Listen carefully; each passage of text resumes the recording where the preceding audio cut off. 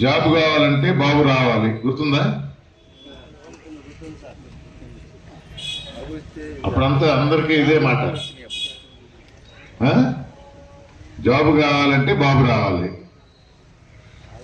బాబు వచ్చాడు, లోకేష్ బాబుకి జాబ్ ఇచ్చాడు, మంత్రి పదవి. ఈసారి అంటే వాళ్ళది మనం మార్చాం, కానీ వాళ్ళది బాబు షూరిటీ, మీ భవిష్యత్తు గ్యారంటీ. అది వాళ్ళ యాక్చువల్ నినాదం మేనిఫెస్టో రిలీజ్ చేసినప్పుడు.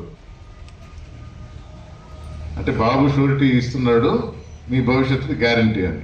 మీ అని పెట్ల, భవిష్యత్తు గ్యారంటీ అన్నాడు. ఎవరు భవిష్యత్తు?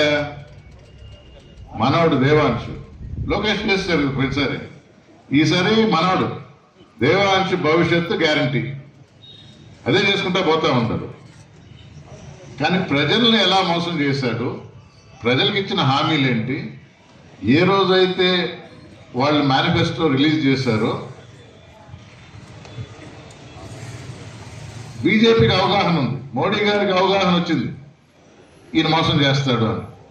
అది ఏ పరిస్థితుల్లో కూటమిగా కలిసి పోటీ చేశారో అది వేరే విషయం. ఇది మీరు అర్థం చేసుకోవాలా. అంటే ఒకసారి ఆల్రెడీ దెబ్బతిని ఉన్నాడు ఆయన కలిసి. అందుకని మేనిఫెస్టో రిలీజ్ చేసే రోజు నా బొమ్మ వేయొద్దు, మా గుర్తు కమలం గుర్తు వేయొద్దు, ఆ రిలీజ్ చేసేటప్పుడు మా మనిషి కూడా ఎవరు ఉండరు అన్నాడు. చూసారో లేదు? తెలుగుదేశం జనసేన ఈ మేనిఫెస్టోని రిలీజ్ చేసింది ఆ రోజు ప్రెస్ ముందర కూడా. ఆ రోజే తెలుసు మోడీకి ఈయన మోసం చేస్తాడు అని. ఒకసారి చూస్తున్నాడు. సరే రిలీజ్ చేశారు. దాన్ని క్షుణ్ణంగా చదివి పరిశీలించి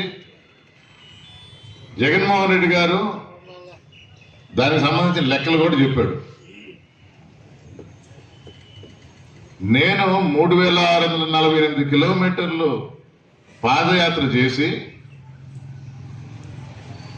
వివిధ రంగాల్లో ప్రజలు పడుతున్న కష్టాలు గుర్తించి దానికి అనుగుణంగా ఏ రంగంలో ఏ వర్గానికి ఎవరికి ఏమి ఇవ్వాలా అని దానికి అనుగుణంగా అమ్మఒడి కానీ, నాడు నేడు కానీ,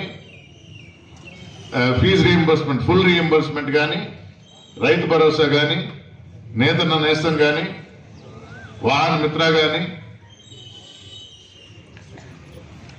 ఇలా అన్ని రంగాలకి అవసరాలను గురించి రైతు భరోసా, మీ అవసరాలని గుర్తించి ఈ సంక్షేమ పథకాలు పెట్టడం జరిగింది. ఓట్ల కోసం కాదు, కష్టాలు గుర్తించి ఇది కూడా మీకు అందజేస్తే దాన్ని ఎలా సద్వినియోగపరుచుకుంటారో మీకు తెలుసు అని. కష్టమైనా కూడా కరోనా సమయంలో కూడా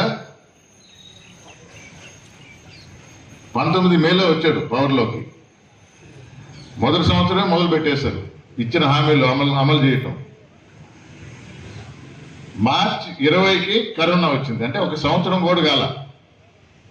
ఎవరైనా కరోనా వచ్చింది ఇప్పుడు మేమేం చేయలేము అంటారు, కానీ ఆయన వెనక పోలా. కరోనా ఉన్న 2 సంవత్సరాలు కూడా ఏ పథకం ఆగకుండా ప్రజలను ఆదుకున్నాడు.